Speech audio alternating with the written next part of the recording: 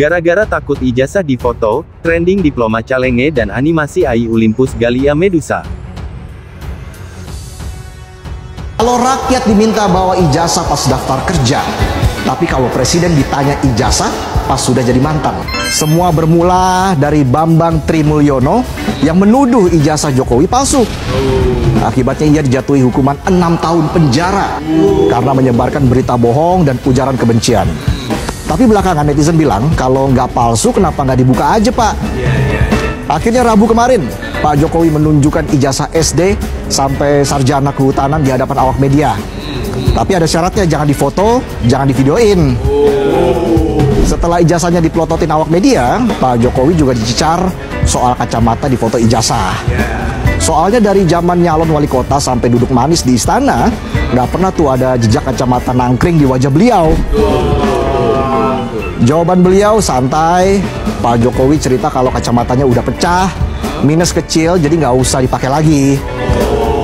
Terus ditambah bonus cerita keluarga tentang dua anaknya Gibran dan Kaisang yang dulu juga berkacamata tapi sekarang udah lasik. Jawaban seorang family man yang visioner banget ya. Nggak cuma klarifikasi ijazah tapi cerita soal orang-orang di rumah.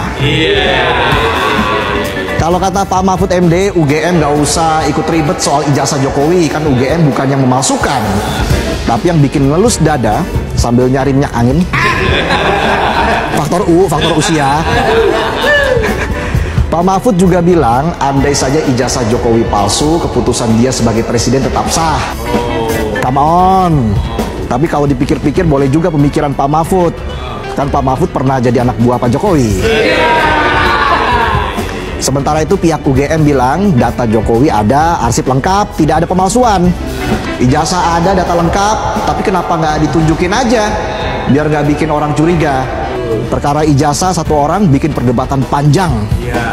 Ngalahin misteri harta karun Paman Gober. Bisa aja saya. Menanggapi desakan yang datang bertubi-tubi terkait keaslian ijazahnya Pak Jokowi pun akhirnya angkat suara. Ijazah saya asli. Kalau diminta hakim, saya tunjukkan. Ya mudah-mudahan ini bentuk kepercayaan Pak Jokowi terhadap lembaga peradilan. Masalahnya mafia peradilan lagi on fire.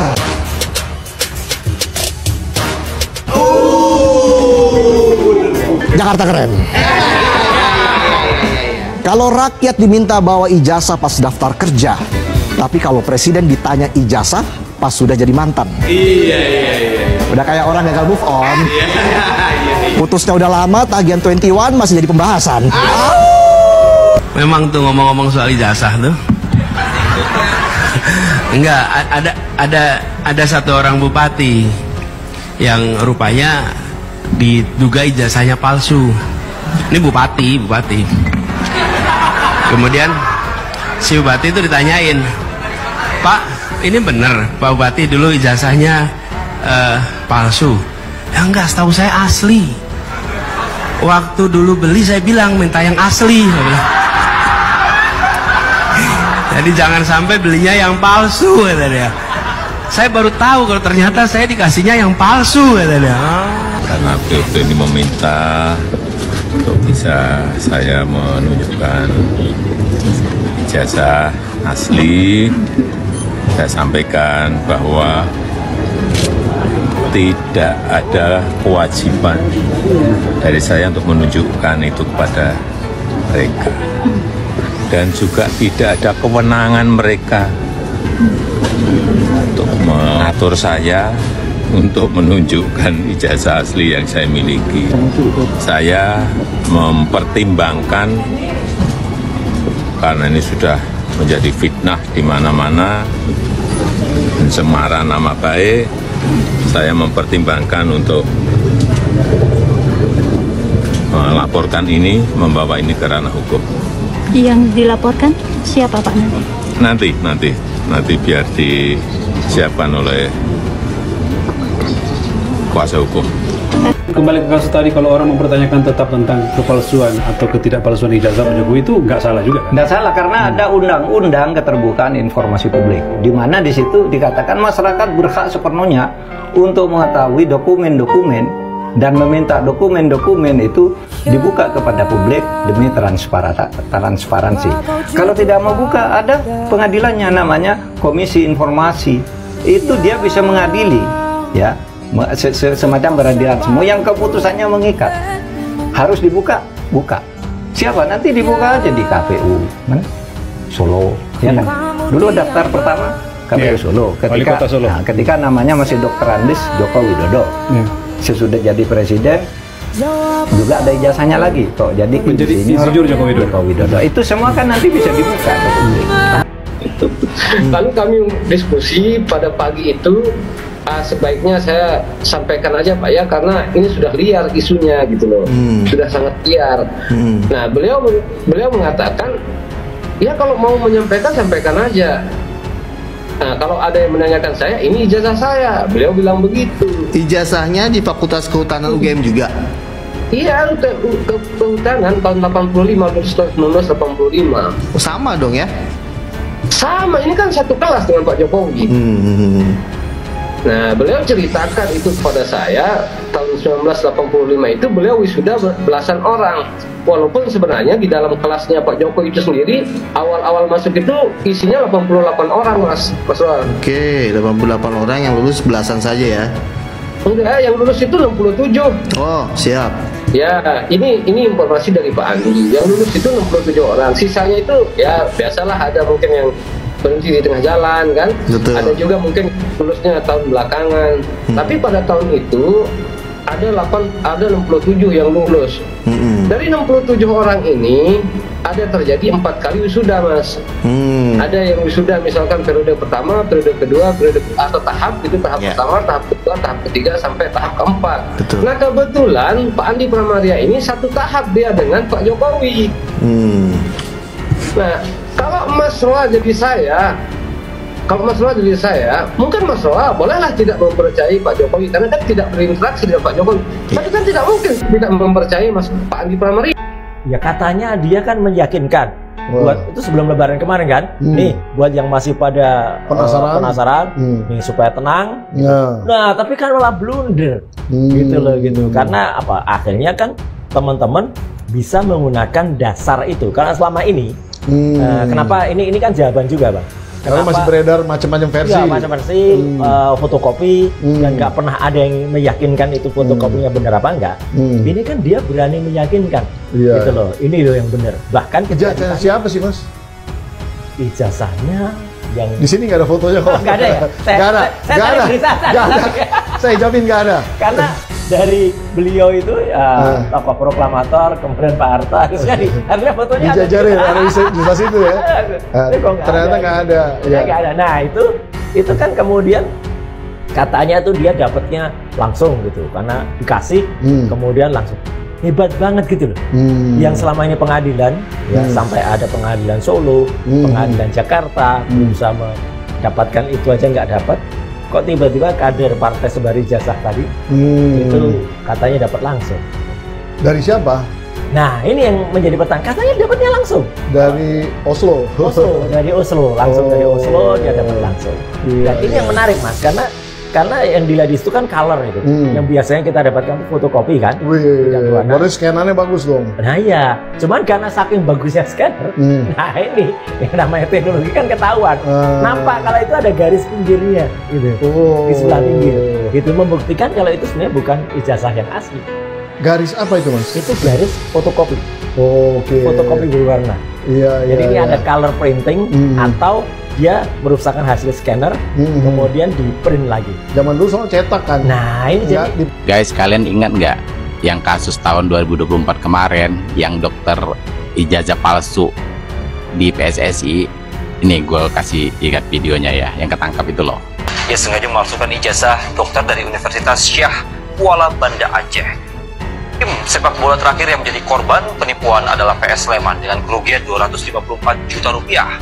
Kini si dokter abal-abal harus bertanggung jawab atas perbuatannya dan terancam hukuman 6 tahun penjara. Tuh kan, gampang kan? Kalau memang niat ingin mengungkap kasus ijazah palsu seperti Universitas Syah Kuala Aceh, ya. Dan juga kalian lihat coba tuh videonya. polisi sigap banget gitu. Beda banget dengan kasus UGM ini, ya.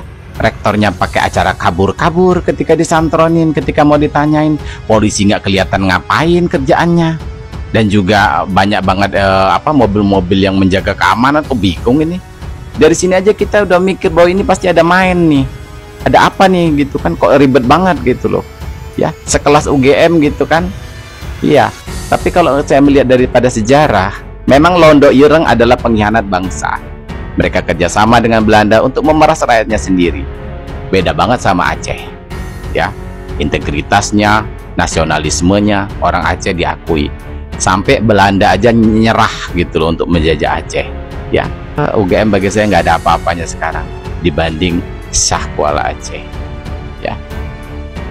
Lagian kamu sih malsuin ijazahnya Universitas Syah Kuala Aceh, ya bakal diungkap kebenarannya, ya. Tapi kalau coba kamu palsuin ijazah UGM, ya, tinggal kamu suap aja rektornya, gampang. Ngapain lagian cari masalah sih, malsuin Universitas Syah Kuala Aceh, kan jujur orangnya, ya kan? Netizen Indonesia memang sangat cerdas dan kreatif menyikapi pihak yang takut ijazahnya difoto. Padahal jelas-jelas komunitas yang ditunjukkan ijazah adalah media, Istana Kutai Timur, yang sehari-hari sudah dikenal karena selalu nongkrong di depan rumah bekas presiden itu.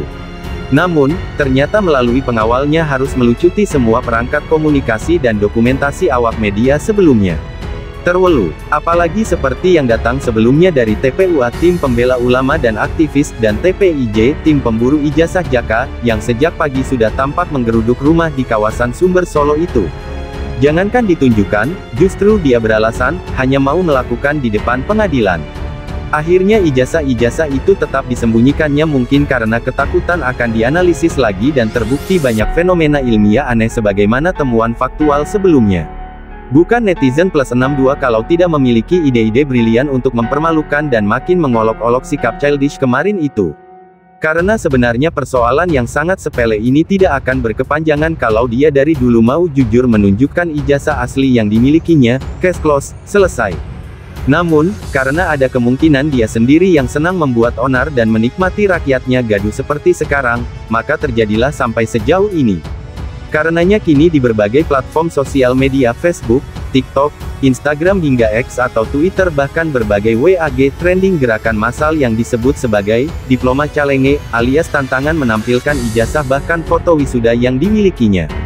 Beramai-ramai orang dengan sukarela dan tanpa takut apapun seperti yang di atas, berani jujur untuk mengupload atau memposting foto-foto ijazah dan atau peristiwa wisuda yang dimilikinya.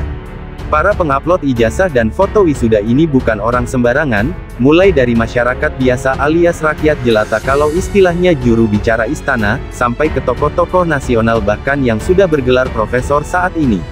Selain itu, sebagaimana saya tulis kemarin, ada juga yang memvideokan bagaimana replika ijazah proklamator Muhammad Hatta dipajang di Universitas Nederlandse Handelshogeschool (NHH), yang sekarang dikenal sebagai Erasmus Universiteit Rotterdam. Tercatat ada nama Prof. Tono Saksono, pakar teknologi dari Geodesi UGM, Prof. Saratri Wilono Yudo, guru besar di UNES asal Geodesi UGM, Prof. Zainal Arifin Mohtar, pakar hukum tata negara UGM, Prof. Anies Baswedan, dari ekonomi UGM, hingga ke Ustadz Abdul Somad Batubara, S2 Institut Darul Hadith Hasaniyah Maroko, S3 Universitas Islam Omdurman Sudan, dan masih banyak sosok lainnya, meramaikan diploma calenge ini. Saya pun mengunggah ijazah S1 asli UGM dan foto saat diwisuda oleh Dr. Yahya Muhaimin dan Dekan Dr. Ikhlasul Amal tanggal 19 Agustus tahun 1991 di Balairung UGM. Lucunya sampai ada akun TikTok @met_kampung yang membuat film animasi berdurasi 2 menit 53 detik yang menceritakan kisah di negeri Konoha dengan imajinasi sangat kreatif namun berdasarkan kisah nyata yang terjadi di suatu masa. Film animasi yang dibuat dengan kecerdasan buatan AI Artificial Intelligence ini sangat layak ditonton layaknya film Jumbo yang sekarang viral, bahkan mungkin layak mendapatkan piala citra untuk pembuatannya. Dengan tokoh utama bernama Junius Wedus pengadu domba yang lahir bulan Juni, dari desa Solamus dan selalu menggunakan jurus Blusukus dan Bansonus Tunaus dia sukses menapaki karir mulai dari bawah sampai atas. Pernah bersama Basicus Del Piero kemudian dibantu Praticus dari Olympus Gallia Medusa dia jadi kaisar. Untung ada Rimonus Septinus yang secara forensik membongkarnya, meski dibela Avirus Amelitus, dewa gunung Olympus dan kuasa hukumnya menggunakan pasal 404 ijazah not found. Istilah 404 ijazah not found ini mengingatkan kita pada mural yang sempat heboh dilukis di kawasan Cengkareng beberapa tahun lalu di mana saat itu dilukis mirip dengan sosok bermasalah ini.